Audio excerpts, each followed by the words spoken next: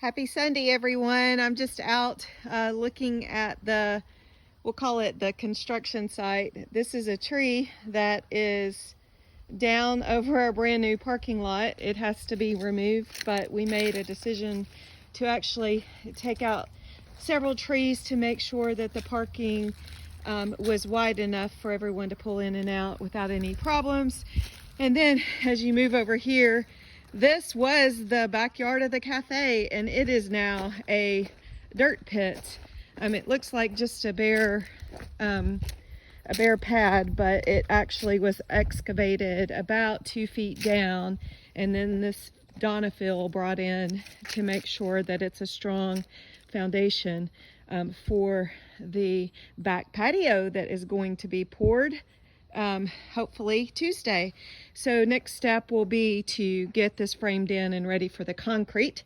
That back door you see, I am really proud of because it used to be a window, but it is now officially the door to the patio from the cafe. So I had to take off some siding there, but it'll get put back on. And this little guy, this little stoop, it'll be taken out. You can see they've already pulled out the footings for it. So lots of work that's going to happen tomorrow. There's the actual footings that they pulled out. So again, we're in mid-construction zone, and I'm just keeping the faith that we will open. You step over this. We will open Saturday. Here is the stuff that we will put the forms in for the concrete tomorrow.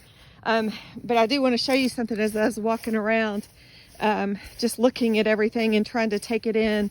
I walked over to our new garlic bed. This garlic, was donated by Nathan. So thank you, Nathan. I've never grown garlic before, but we have 3 different varieties this year, and we're going to overwinter it. And it is actually coming up, so I didn't know if I could do it or not, but we're off to a good start.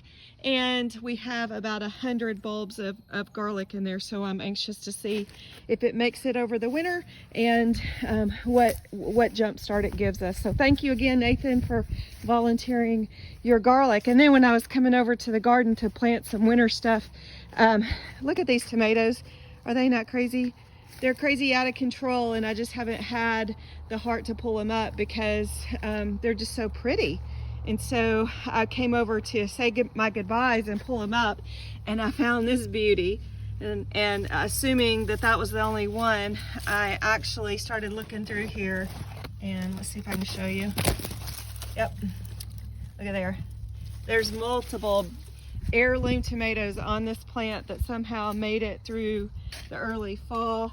There's several of them. So I'm gonna just leave them there and see what happens. So I moved over here to this crazy looking cherry tomato bush. Again, going to pull it up, and there are hundreds of cherry tomatoes on here. I don't know if they're gonna make it to bloom, to ripen, but we'll see. Who knows? Mother Nature teaches us something every year. So lots going on. Here is our spinach. We have 2 types of spinach this year, the red kitten and the smooth leaf. And we just planted here some red curry squash. And we just pulled up our Romas, which did very well this year. Put in some more spaghetti. There's some spaghetti over in the high tunnels as well. Our beautiful radish bed coming in. Real quickly, here's a half lettuce bed that we've planted. We always plant lettuce in 3 places. We plant it hydroponically, we plant it in the high tunnel, and we plant it out here so that we hopefully do not have a triple failure, and we always have lettuce to be able to provide you. More acorn squash. Again, we plant in 3 different areas to make sure we don't have failure across the 3 different areas. This is the arugula. Look how green this is, guys, and there is no filter on this at all. It's just beautiful arugula, and we are going to try to put that in a recipe that we have at the cafe opening. Hope I'm not moving too fast for this weekend. Mustard greens, definitely going to bring a dinner that includes some sauteed greens to y'all this week. We have lots of pretty greens, and I want to serve them to you, so I certainly will.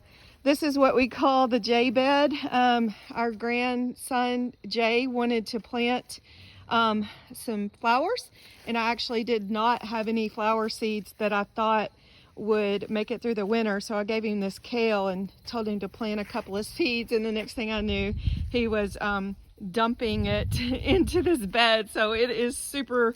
This is our kale jungle. Welcome to the jungle. But it's beautiful and it is tender, and we are harvesting this as well for the opening this following weekend. So lots going on at the farm. I just wanted to show you what's going on, and it feels like we're going to be, you know, drinking from a fire hose, if you will, this week, but we're going to do our very best to get it as ready as we possibly can for you guys to come out on Saturday. And we certainly appreciate all the great thoughts and prayers. We certainly need them, but we're here and we're working hard for you, and we appreciate all of the support you've given us, and we'll give another update in a couple of days. Have a great week.